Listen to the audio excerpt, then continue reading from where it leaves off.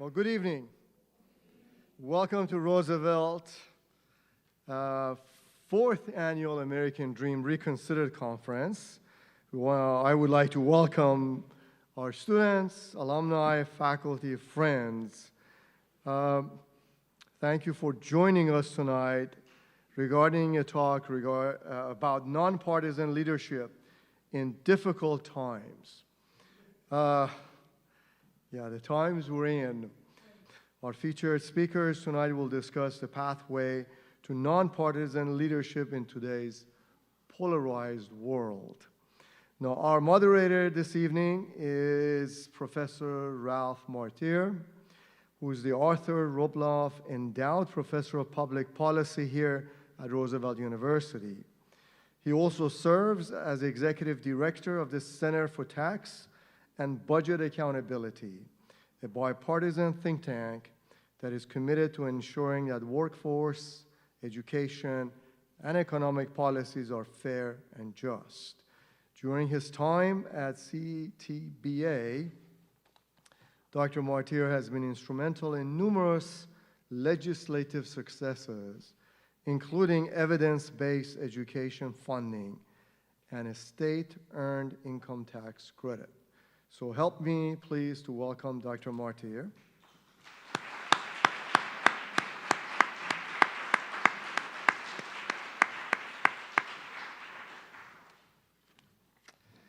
I also have the pleasure of introducing our featured speaker, presenter, Dr. Julianne Malveaux.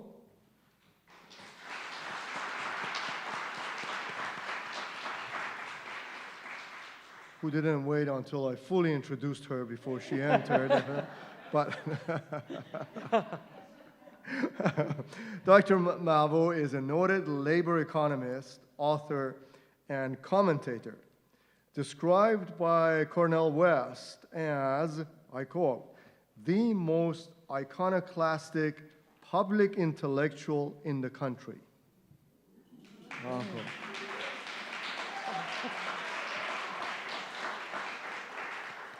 She has long been recognized for her insightful observations on the economic impact of race, culture, and gender. Her popular writings have appeared in USA Today, Black Issues in Higher Education, Ms. Magazine, and many, many more. So with that, Dr. Martire will begin tonight's session. Great. Well, thank you, President Ali. Hello, good evening. How are you all? It's an interesting time to be talking about bipartisanship, huh? Certainly what we have coming out of the Beltway doesn't look very bipartisan or very evidence-based or talking about the facts. So I thought before we began our conversation, and you guys are in for a treat. Dr. Marvello and I have been on the stage together for Reverend Jackson and Rainbow Push, cable TV shows together, et cetera. She's not only brilliant, she's passionate. So she's got a lot to offer, and you really have to listen to what this woman has to say. We all should. But civil discourse, bipartisanship, what are the earmarks of that? And there's a couple of things, right? A serious exchange of views or ideas that's focused on issues rather than individuals or people. A case being made with credible data that you could actually verify or information that you could verify. You avoid political labeling, like this is the liberal or the conservative or the Democrat or the Republican, and actually focus on the substance of the issue at hand. Maybe to have bipartisan support for something, you need to actually listen thoughtfully to what the other side is saying. Doesn't mean you have to agree to them, but you got to listen to them. Maybe you could find a way to move them along or some common point where you could work together to move an agenda forward. But I think avoiding ideological rigidity, being open-minded, and assuming that to actually get some sort of policy change to happen, you need compromise. And we're seeing how much of that in the Beltway today. Don't make me laugh. You basically, first of all, I want to thank Dr. Ali and Trustee Harris for having me here. I'm happy to be here, and thank y'all for coming out. You could do anything on a Monday evening, but you chose to be with us, and so we appreciate it. But when you described what discourse was, you basically refuted the existence of the person who lives in the place that I call the house that enslaved people built. I don't call it the colorless house anymore, the house that enslaved people built. But you said, listen, what we have seen in the past 3 years are a series of diversionary tactics that make it impossible for people to listen. So you get a Sharpie and you decide that Florida is in Alabama. And then you have a discussion about whether Florida is in Alabama, and then you fire people because they disagree with you about Florida being in Alabama. And then this is what the cable news shows spend all their time talking about, while there's so many other key critical things going on. We just saw this hurricane come and devastate the Bahamas, first of all, parts of the United States, all the way up to Nova Scotia. And we haven't talked about infrastructure, Ralph. I know. Infrastructure is one of the issues that we could come together on. Whether you're a Democrat or a Republican, no matter what your ethnicity, if you were riding down a raggedy road, you were riding down a raggedy road. I drove down to Norfolk, Virginia for Labor Day, I-95, straight down. Those roads are in bad shape. I mean, it's a wonder your axle doesn't break on your car. So we should all, everybody is impacted by the fact that we haven't paid attention to our roads. Everybody. How come we can't have that conversation? When 45 was elected, and Dr. Ali, because I don't curse in public, I'll just call him 45. But when he was elected, he said infrastructure was going to be one of his priorities. And I guarantee you, if you have 435 members of Congress, 100 senators, every one of them has had a complaint for some area in their constituency about infrastructure. The American Society for Civil Engineers gives us a D+ on our infrastructure. About 10% of our bridges could collapse any day, literally could collapse any day. No one's gonna stop and say, well, let's just collapse on the Republicans. It's not gonna go down that way. And so this is the kind of conversation that we ought to be having. But because we have I wrote a piece a while ago called If You Elect a Clown, Expect a Circus. Now, I probably violated, therefore, at least one of your things about I don't know about the name-calling. civil discourse, but let me go look at my notes. But basically, we have seen a circus. We have not seen a serious approach to public policy around issues that we could come together on. You have people, we've just seen so much devastation in our schools. Well, I don't know what's wrong with these young white men who decide they're just gonna shoot something up. They don't have anything else, they're just gonna come to school and just shoot it up. Again, the kids who are shot, their parents might be Democrats, their parents might be Republicans. These are young people who are dead. And we can't seem to get off the dime because one organization, the National Rifle Association, shuts down any conversation about any kind of gun control. We're just talking about background checks right now. No one is saying take away everybody's gun, you must turn your gun in. What we're saying is, can we have responsible ways to have gun ownership? Can we stop having weapons that you use in Afghanistan being flooded in our streets? Nobody needs to shoot. If you're shooting deer, Right. you don't need 15 rounds to shoot the deer. All the deer are gone by then. You just blew it. I mean, hunters, from what I understand, I've never hunted, but you kind of sneak up on them, slide behind a tree, and so again, why can't we have a reasonable conversation about that? But it's because of the circus-like atmosphere that has degenerated on both sides at some level, but not at both levels, but degenerated into name-calling, finger-pointing, but then the fact that the President of the United States has 12,000 recorded lies, 12,000 by the Washington Post. And so, I know reasonable Republicans. I even let some of them in my house from time to time. Privately, they will tell you that they're appalled by this behavior. Publicly, they stand behind it. Why? Because they're getting what they want around abortion. They're getting what they want around the courts. They're getting what they want around taxation. And they're getting an economic structure. Right. So these are people who are reasonable. I mean, when they're in my house. But then if I see them on the tube, you're wrong. Yeah. So so the president did say he'd run on building our infrastructure, but he said a lot of things he hasn't really meant. So let's move away from the president a little bit and focus bigger on polarization. You and I were talking about this a little bit before. We really have a very polarized society today, and the public discourse is very polarized. So what do you think has been driving this polarization? Is it economic factors? Is it racial factors? Is it purely ideological? Some combination? Or is it the sort of populism in politics appealing to people's basest instincts to gain a political advantage? I mean, there's a lot in that mix. What's your perspective? Well, the populism piece, Ralph, I think is probably the most important. But I think that all of these things play a role. The economic piece is hugely important, especially around income. Yeah. I mean, you have such income disparities, but you also have the perception, especially by working class whites in particular, not all, but some, that other people are gaining at their expense. That the immigrant people are coming, and that's taking something away from them. That you see a black president or anchor woman, and somehow that's taking something away from them. So you have this sense because we need to have an economy that generates living conditions, good living conditions for everybody. And what these working class white people are seeing is it's harder and harder for them to have good living conditions. And they're projecting, then when you get a so-called leader who says, well, they're taking your jobs, or they're doing this to you, and you use that kind of language, it's difficult for people to see the bigger picture. I don't think, and you know, if we want to talk elections and politics, the people we really need to talk to are the people who don't vote. Half of all people don't vote at all. They've had it, they're just trying to survive. You know, they almost don't care. This crosses racial lines, although black people and black women are more likely than anybody else to vote. But we don't have a 100% voter participation rate. It's someplace in the high 60s.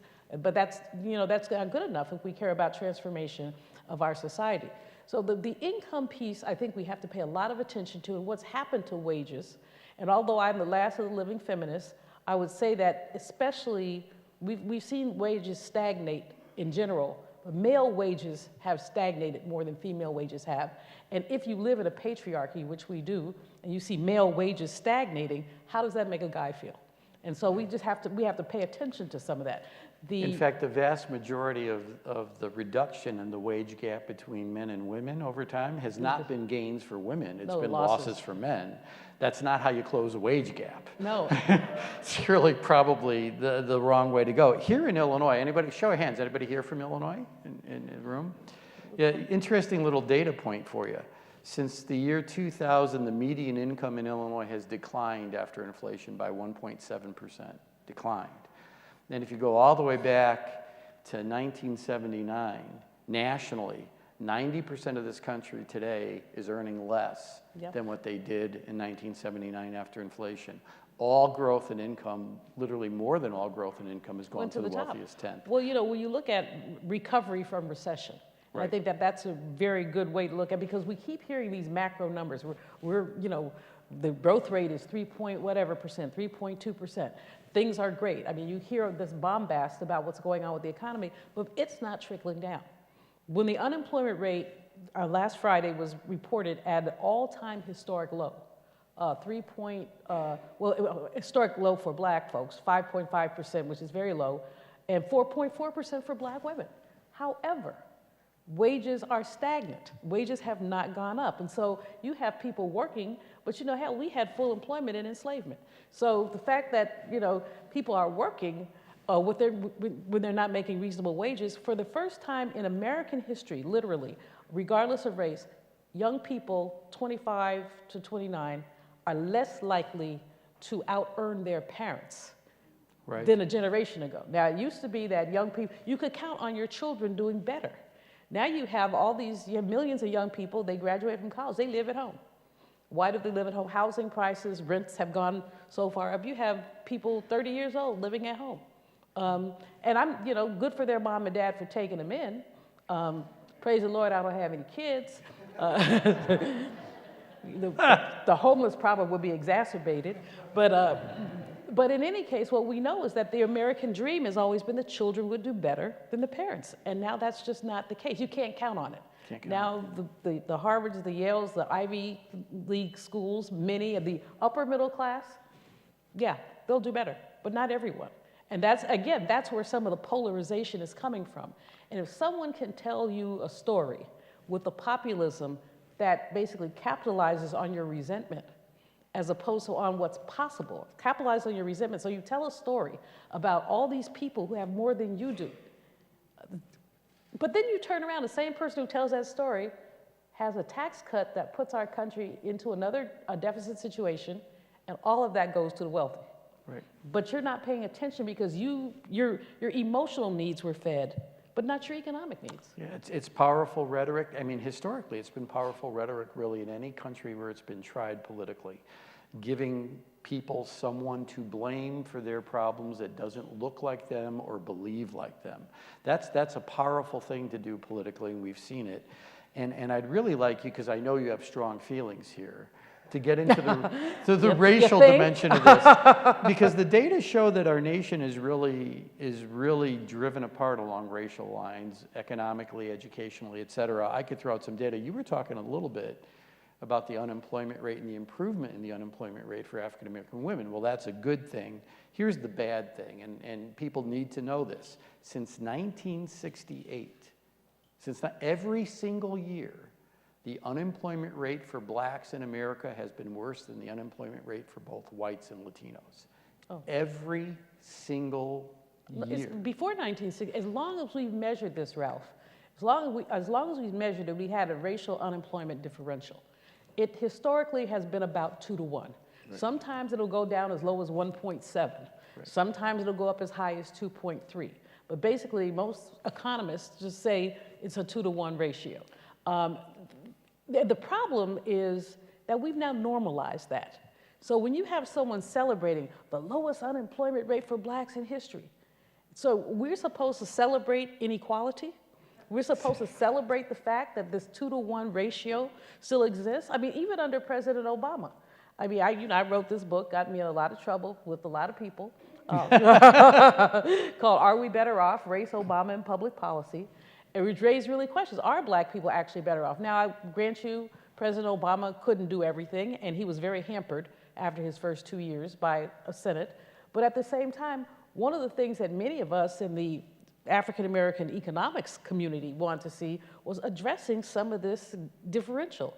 How can we close that gap? What can be done to close that gap? And the challenge has been because white folks are racially myopic, and many black folks are too. People don't like targeting. I mean, you could fix some of this by targeting. Say, the next 2 years of government jobs will go to black people.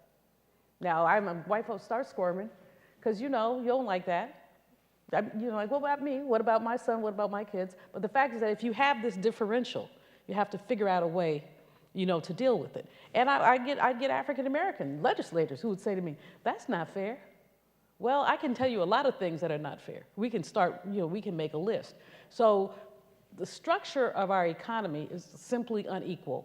And the question is how willing we are to accept that and its consequences. It's not just accepting the inequality, but also accepting the consequences. So do you see a way forward on gaining broader support for taking the kind of steps that would need to be taken in education, in healthcare, in access to economic opportunity, where we could bridge ideological divides and get folks working together for the common good with a clear focus on eliminating these discrepancies that have shown up along racial lines that really, it doesn't matter how you slice the data, you see them and they are consistent and they are long-term. And I want to emphasize, so the unemployment data, because a lot of people say, well, that's a complicated stat, you could have different education, blah, blah, blah. No.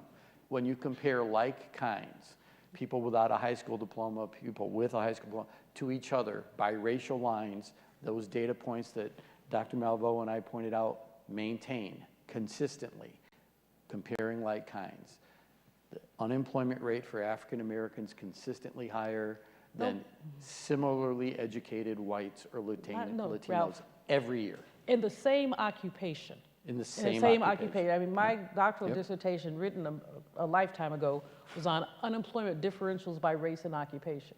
And basically I went through at the time the 44 BLS occupations, not the 430, but the 44. In fact, you could look at physicians, medical doctors, and find that whites at the time, and this was the early 80s, had an unemployment rate of 0.8. Yeah, there should be no unemployed physician unless you're just basically, your malpractice insurance has just totally gone awry, which was also a problem.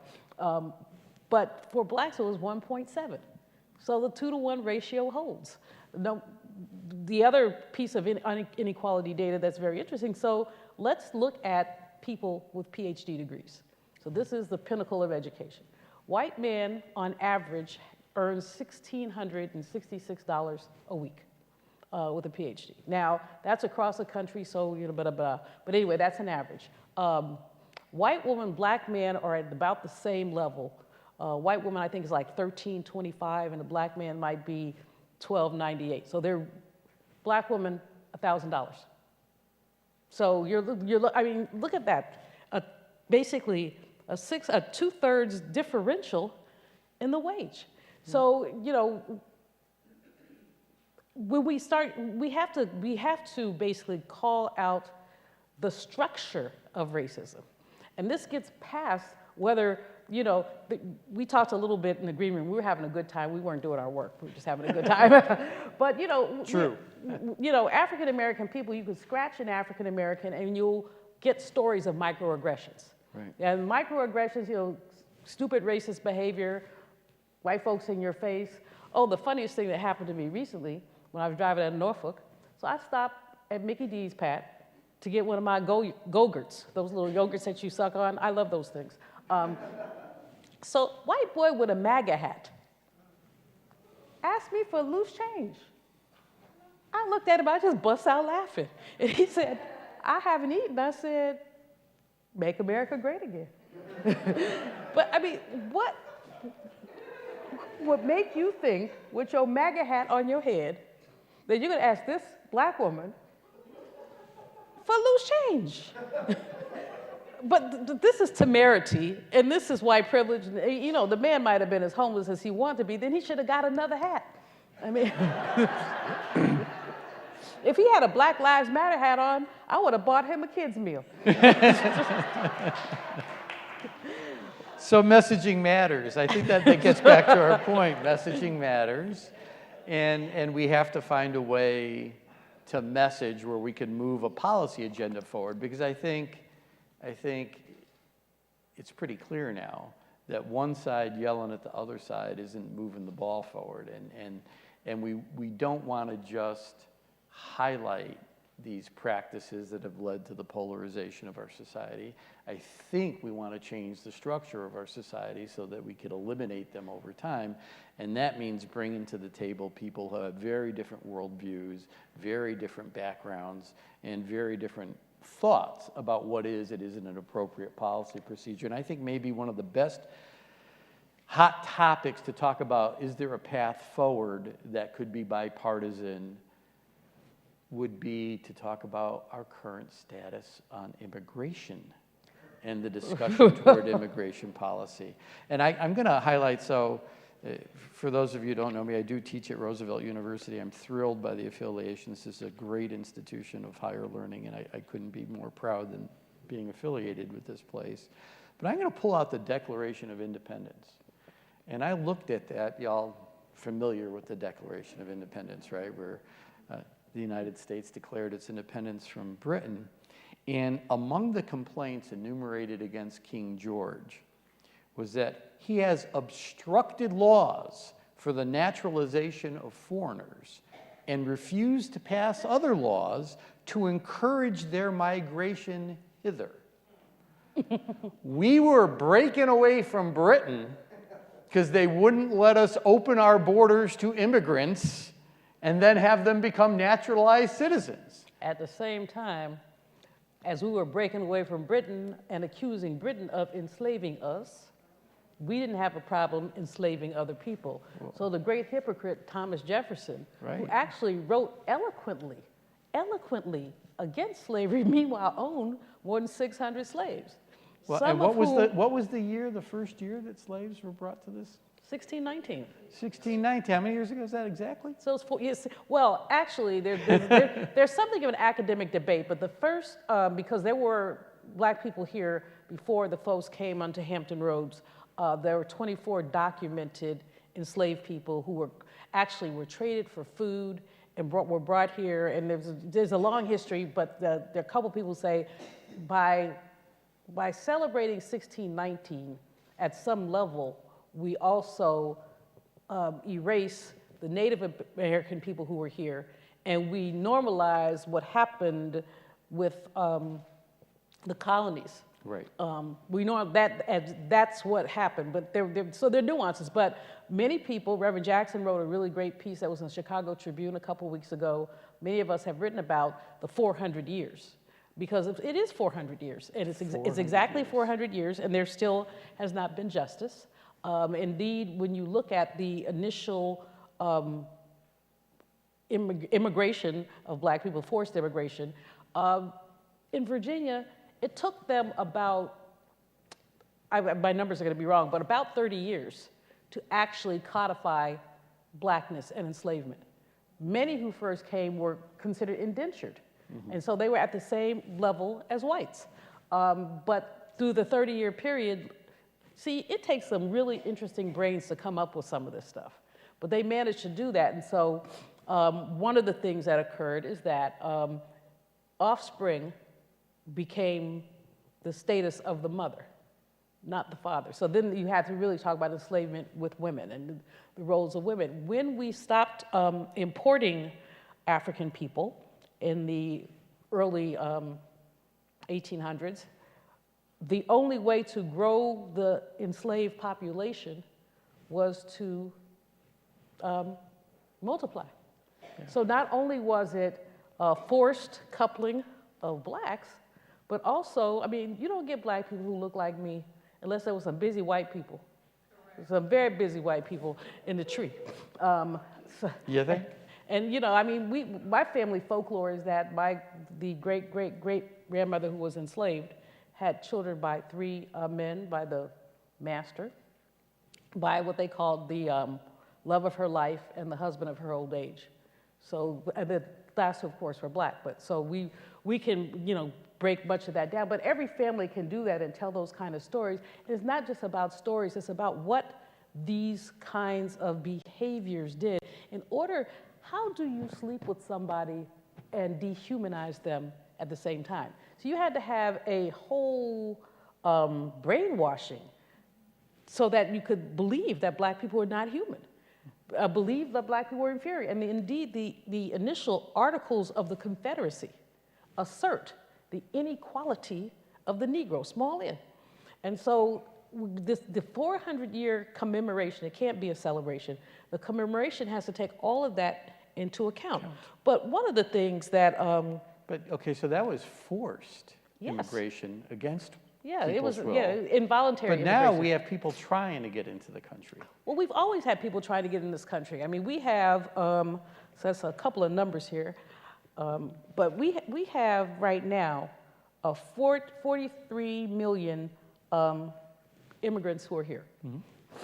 21 million are citizens, 22 million are non-citizens, but of that 22 million, 13 million are permanent residents. We have about 11 million undocumented people here. That's down since 2007. Although we've had this rhetoric suggesting all these people are coming, the recession basically repelled a lot of people, and the numbers have not gone back up. Mexican people represent about half of the undocumented people here, but Canada, we never talk about Canada. Now, how Canadians get here, they often have visas, and then they just overstay their visa. They are taking all our barista jobs away. Sure of it. But let me just make a couple more points about this, because when we talk about immigration, 2 things. Darn Canadians. It has quadrupled since 1965, the amount of immigrants. And it's estimated that by 2065, there'll be 78 million immigrant people here. So deal with it, y'all. I mean, it's going to happen. But here's what we know about what we also know. The children of immigrants are more likely to go to college, more likely to own homes, more likely to contribute. They pay 2 trillion, or contribute $2 trillion to our GDP, pay $11 billion in taxes.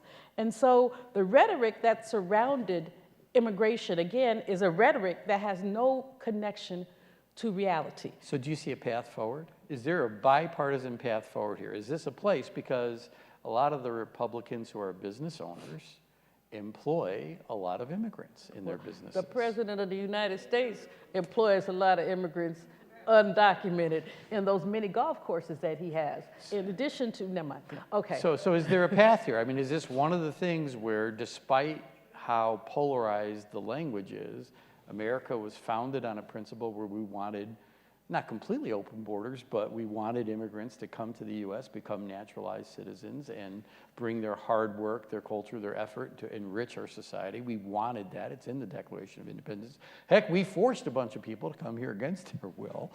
So can we take this current dialogue and move it forward in any way? Why is it still such a contentious issue? It's contentious because we're playing folks against each other. Let's just look at what just happened in the wake of the hurricane and what happened to the Bahamas.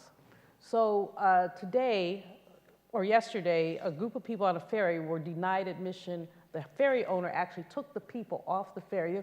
If you see the pictures of the devastation in the Bahamas, you know that there's no place. People are staying in shelters.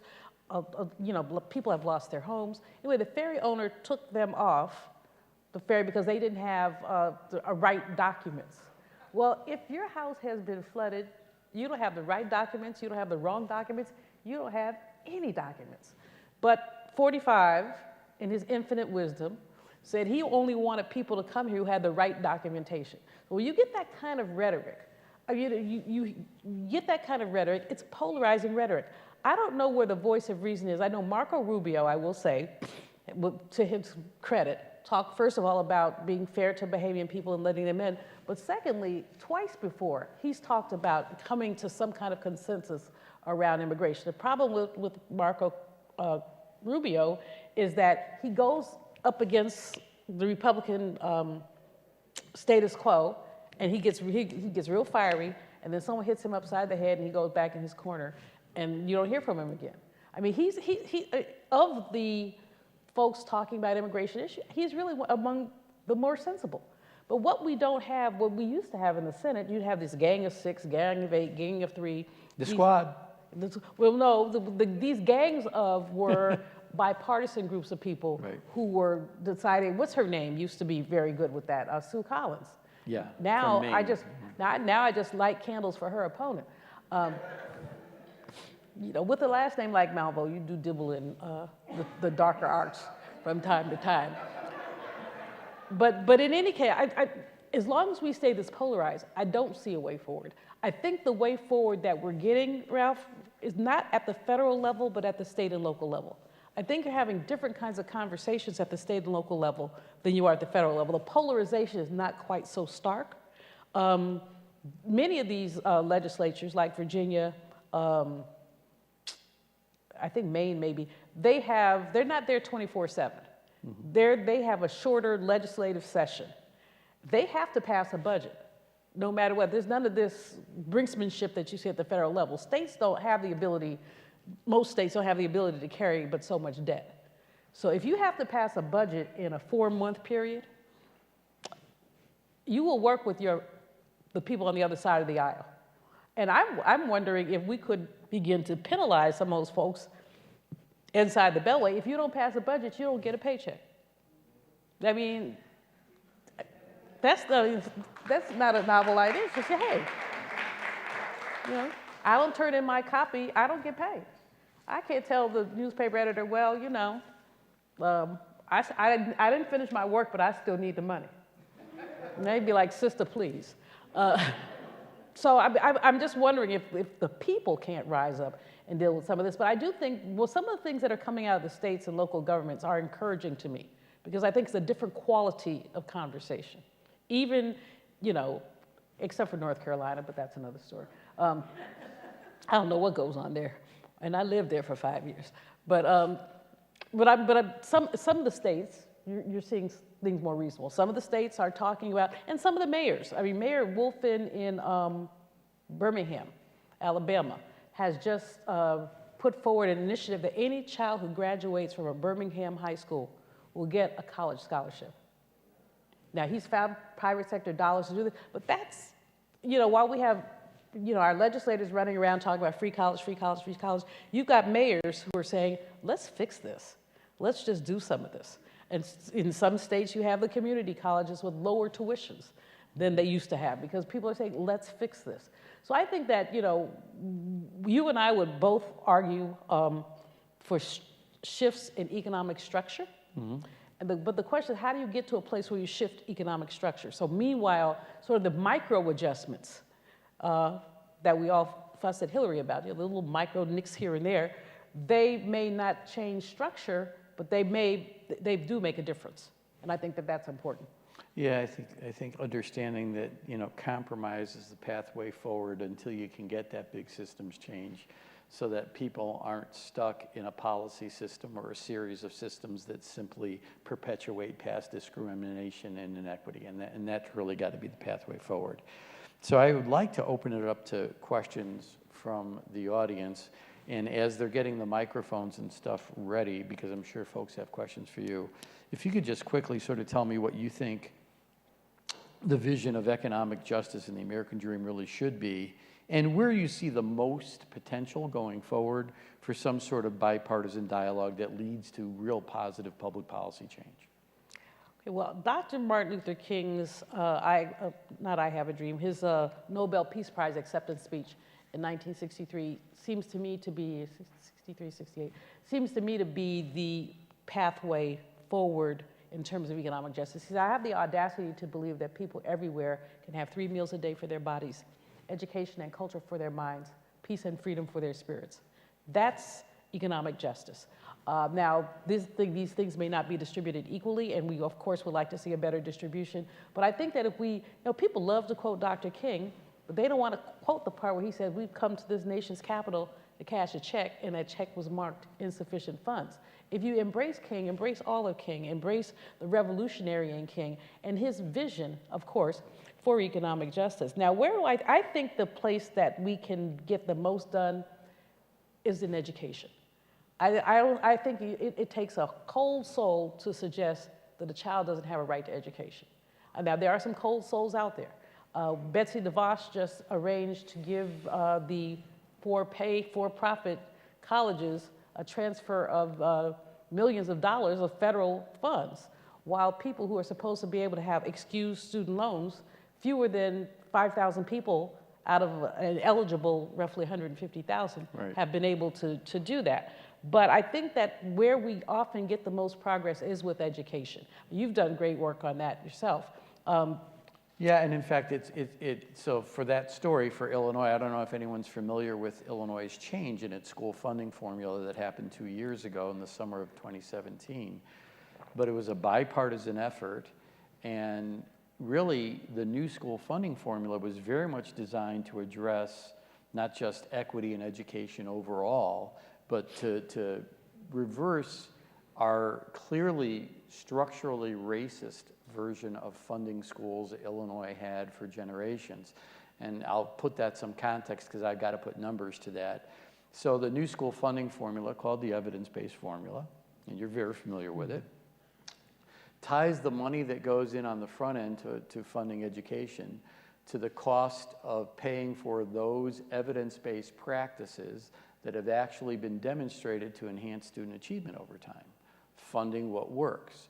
Well, what's interesting is we ran the model the first time for the state of Illinois, and we found out the state right now is $7.3 billion short of funding what the evidence suggests is needed for all students to be able to succeed.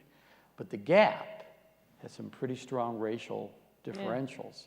Yeah. A typical white student in an underfunded school in Illinois faces a funding gap of about $2,400 per pupil.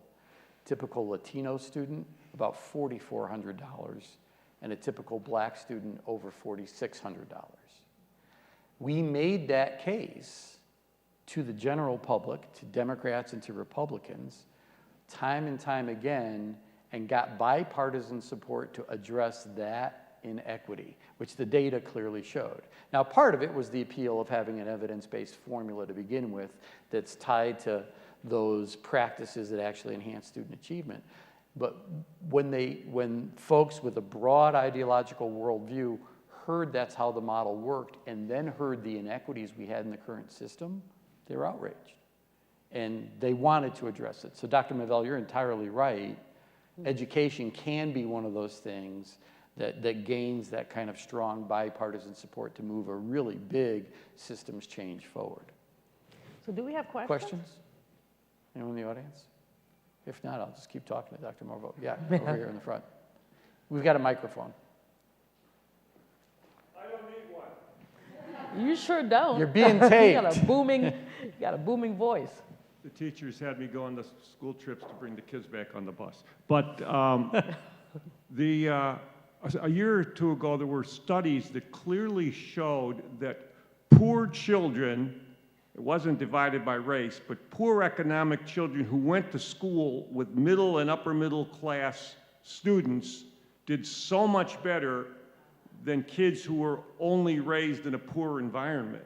I'm just wondering if that is a focus of what's going on, because I certainly believe that the environment the kids are growing up in and involved with their friends in makes such a difference. When I started teaching in inner city, if a kid got good grades, he'd get beaten up. Oh yeah, when I was a kid, I got beat up one time for taking, I think I took 10 books from the library. And so the people in my neighborhood were like, oh, you think you smart. Of course, I got beat up because I have a bad smart mouth. I say, hey, yeah, I'm smart and you can't read.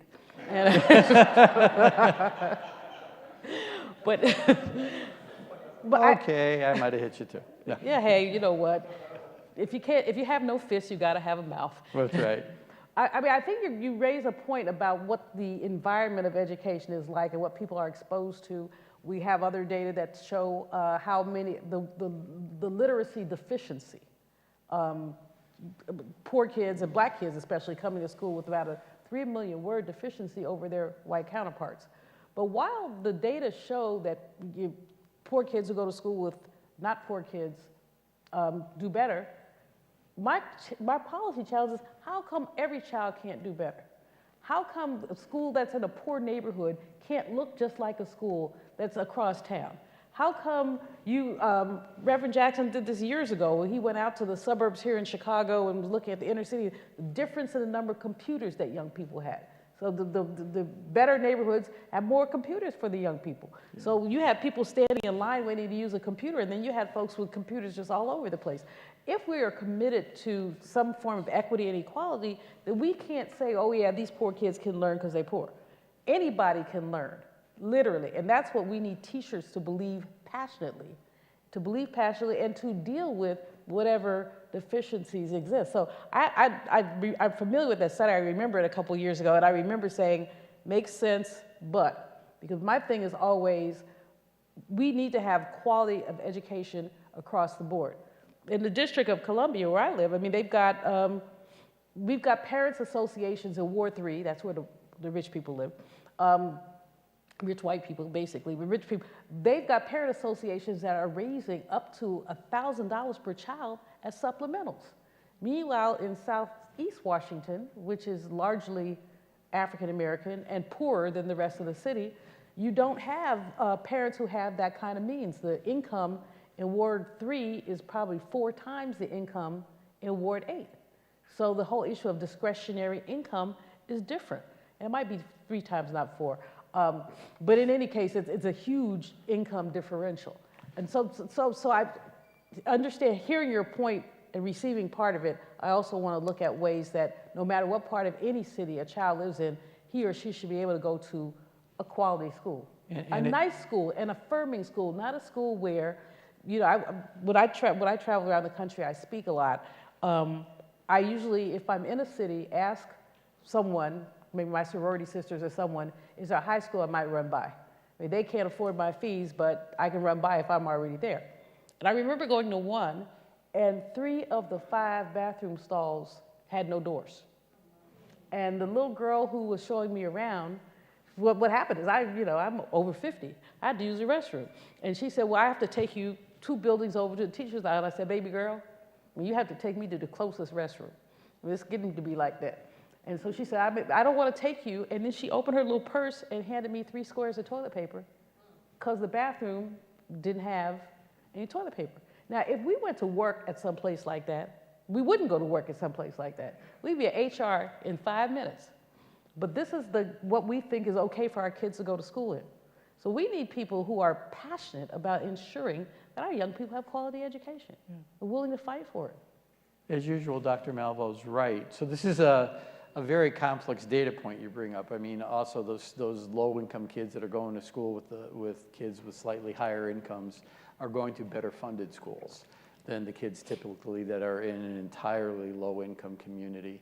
And what the data consistently show is that it's not a chicken and the egg question. You need adequate resources to generate adequate outcomes. If you have inadequate resources on the front end, you're going to get inadequate outcomes on the back end. And so the state of Illinois, there is a significant and statistically meaningful achievement gap based on income. And if you look at how schools are funded, we in Illinois have one of the most regressive school funding models in the nation that we inherited that we're now fixing. So these low-income communities, the lower the income, the less they have per student. You're simply not going to get as good an outcome as you would get in a slightly better funded school, which has more resources, more textbooks, more technology, et cetera, et cetera. So these issues do sometimes come down to resources, and in this case, I think that data point is helped by those low-income kids being in a community that's better resourced. Exactly. In addition to having other kids that they could work with. So it's a complex data point. There's somebody back there with their hand up. If the microphone person will hook them up. Thank you. As a retired school superintendent and someone who has also worked with the Illinois Department of Juvenile Justice in terms of improving and reforming education, what are your thoughts about the impact of the whole school to prison pipeline and the impact that it has on especially our African American males, which, by the way, in Illinois make up 92% of all of the youth in the 5 juvenile justice institutions across the state? 92%? 92%. I was a superintendent of education, so I know. That's a startling statistic, but it's startling on one hand, and on the other hand, it's consistent. Yes. Because when we look at the school to prison pipeline, we're looking at resources being taken from schools and put into prisons. And when you look at our military industrial or prison industrial complex, I would simply say follow the money. Many of these private prisons are now publicly traded on Wall Street, making major profits. So. Now, in a predatory capitalist system, profit maximization means resource minimization. So in order to make money off prisons, you have to ill-treat prisoners. And we've seen scandal after scandal of poor food, education programs being cut, counseling being cut. You just go down the list of that. We also see data that suggests that some of these companies look at the population of the 3rd grade in certain neighborhoods and say, that's how many prison cells. Some fraction of that is the number of prison cells that and that still goes on. And so you have the concept of zero tolerance, or even of discretionary justice, unequally discretionary justice, is tilted against black folks. So, you have white folks who nobody should commit crimes, but, let's just look at adolescents as an example. Young adolescents do all kinds of stupid stuff, especially if they're men. Sorry, guys, but y'all just do. Testosterone kind of really gets you, and you calm down after about 40. I mean, you're not going to find 80-year-old drive-by shooters. I mean, they don't have that much testosterone anymore. But in any case, all flippancy aside, what we know is that when you have a discretionary system combined with unconscious or conscious bias, you end up with unequal outcomes for similar offenses. So Timmy goes shoplifting, and the store owner goes to Timmy's dad and says, Timmy took all this stuff, and they work something out, and Timmy's never charged. Kwame goes shoplifting, and the next thing you know, Kwame is in jail. Similar, youth offenders, but different outcomes based on race, socioeconomic status, and a number of other things.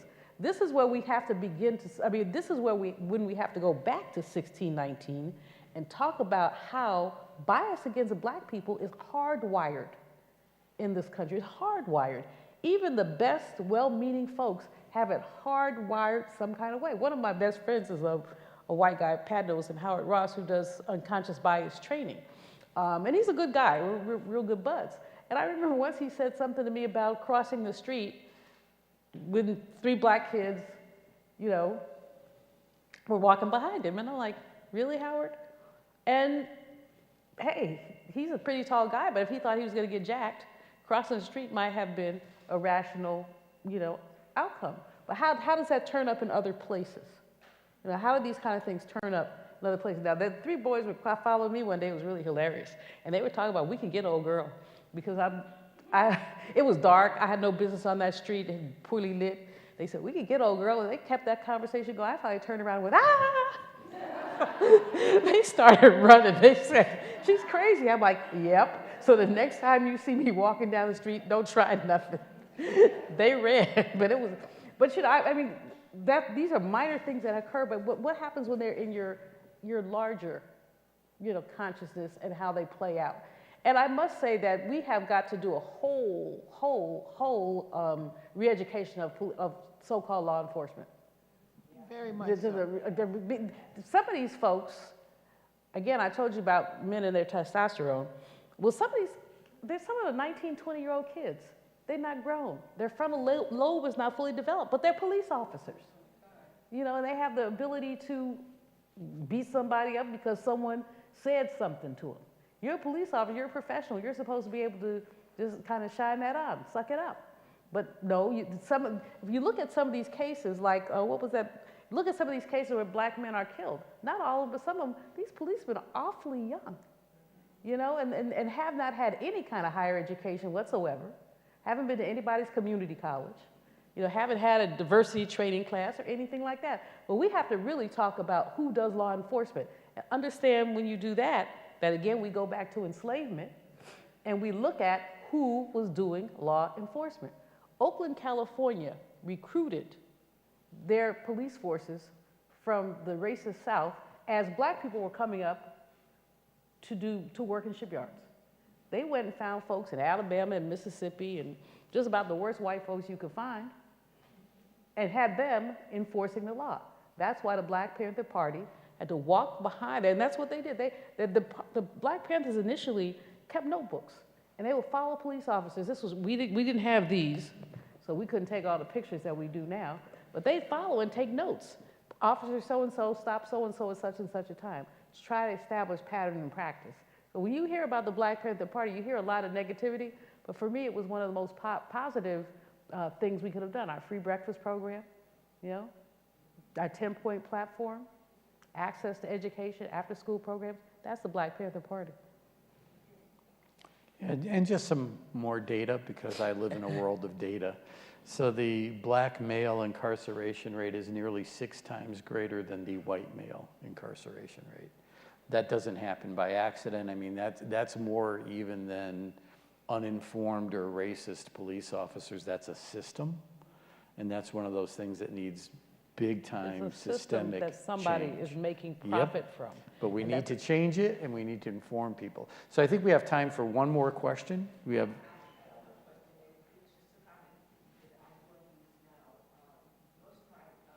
Somebody, please get her a mic, microphone, we can't hear her. You can't hear up here. Most of my family throughout the years have been in law enforcement. And I'm going through this now. There's this police officer, I do understand what you're saying, because there are a lot of very young ones. And one of my parents was a very young one. People thought he was my boyfriend instead of my father, because, that he was one of the ones that they picked to be a police officer, and he was very young looking, and he still is. But this is the point. This police officer is actually saying that I have actually committed fraud with my insurance company. My house has been robbed 4 or 5 times. I've never asked my insurance to pay for it because I know who has done it, and I've moved several times to do it. He won't arrest these people because it's my father. It is my father trying to get in my house, trying to be in my business. And you don't understand the sick mentality of a person who should never have been given a badge in the first place. But we constantly do that, and our whole system needs to change. Okay. Well, the whole thing with law enforcement really is very pernicious because when you see young black children who are afraid of the police, justifiably based on what they've seen on television, and you contrast that with the officer-friendly notion that young white kids have, that is at the root of many of our inequalities and other issues. I think we've probably kind of halfway run out of time, but I wanted to just, Ralph, if I might, make a couple of other quick points. When have I ever been able to stop you from doing anything you wanted to do, Dr. Malveaux? Well, one of the things I really did want to raise is the issue of reparations. And I want to raise the issue because it's important.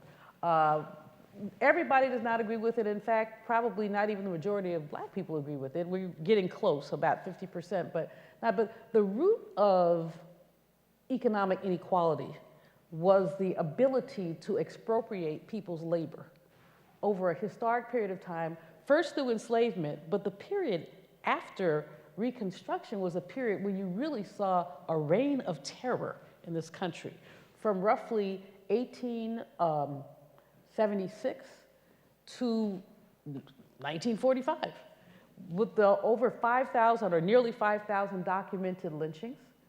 And the lynchings that occurred, people would tell you that lynchings were about sexual activity, probably about a third of them, and half of those were consensual.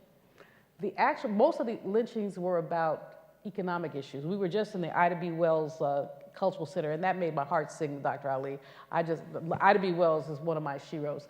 The first lynching she documented was a lynching of a man named Tommy Moss and two of his friends. He started a grocery store called the People's Grocery Store. He started the grocery store because the other grocery store in that area of Memphis was owned by a decrepit, crazy white man who had more than 10 citations for selling alcohol illegally. The place was a gambling den.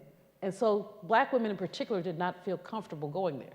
So Tommy Moss started the People's Grocery Store as a quasi-cooperative. And the white man was threatened by the economic challenge. It was an economic challenge. It had nothing to do with anybody having sex with anybody. It had to do with a white man being accustomed to a monopoly and having his monopoly right challenged. And two little boys got into a fight over some marbles.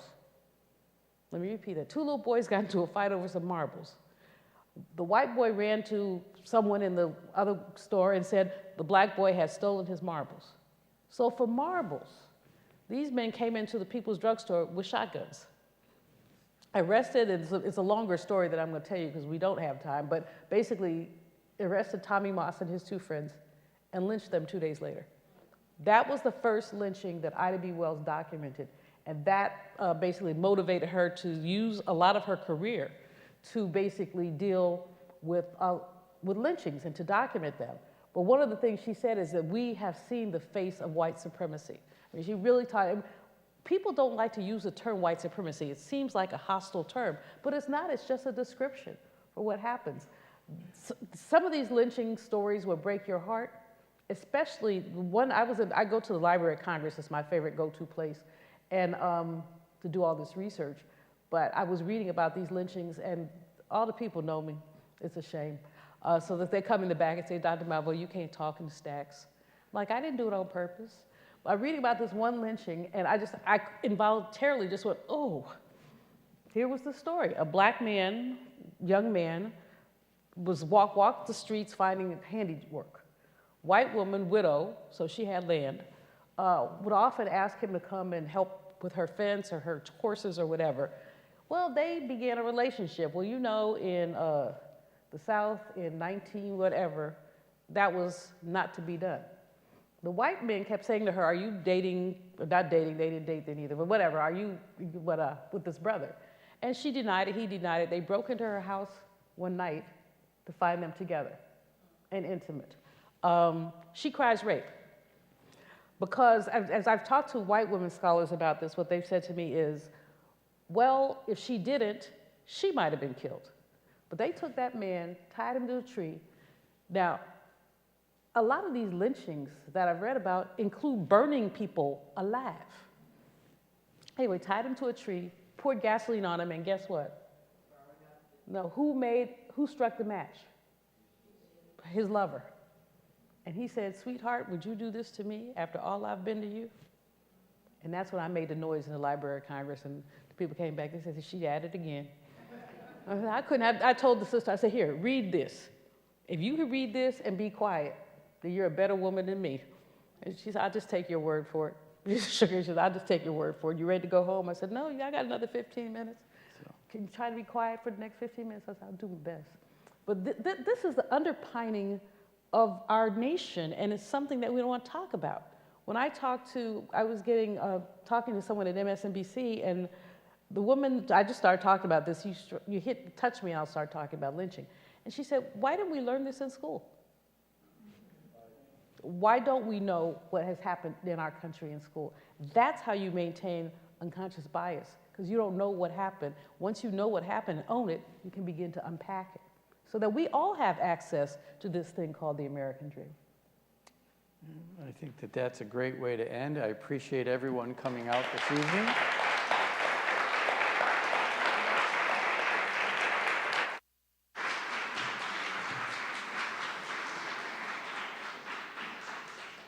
Well, what a powerful session. I could sit here all night and listen to the stories. And, I'm glad you mentioned economics as a common theme in what you were talking about all night. And, from slavery and cotton and sugar and the legacy of that built the richest families in the nation to this day. Yes. To this day. And I was reading the running story about 1619 in New York Times. And what struck me was that New Orleans was the center of commerce in the United States, and the banks and the ships and everything was significantly bigger than in New York harbor because of sugar and what it was doing, and of course the slavery that went along with doing that. But it's about economics of infrastructure, of the school systems that you talk about, the incarceration, and the for-profit prison system, and now for-profit universities as well, as we're talking about. And it was fascinating to me, being in the nonprofit universities. I don't call for-profit colleges, they're businesses. Yes. And what's interesting is that as they are defaulting on handing these degrees to their students who paid for it, through loans and so forth, and we're not forgiving the loans to those students, we're not clawing back all the money that the shareholders of these for-profit businesses made. There's no discussion with Secretary DeVos and anybody else about what happened to the business that was running and the shareholders that profited from these students that never got their degrees. Yes. And so forth and so on. Anyway, so we'll invite you for about 3 weeks of discussion on these issues pretty soon. But I'm really grateful to you and Ralph so much for being here and having this discussion as part of the American Dream. And we call it American Dream Reconsidered specifically for that purpose, because the phrase American Dream means different things to different people and different communities. And we want to make sure that as we progress and move forward, we talk about slavery, we talk about injustice, and we talk about reparations and bringing an equal and justice to our nation. Thank you, everyone, for being here today. Tomorrow at 1 o'clock, we continue this discussion with the topic of the new architecture of violence reduction in Chicago, 1 o'clock in Gons Hall. So you can stay here and not leave. We'll send you sandwiches and so forth. Or you can go home and get breakfast and lunch and come back. Thank you so much for being here.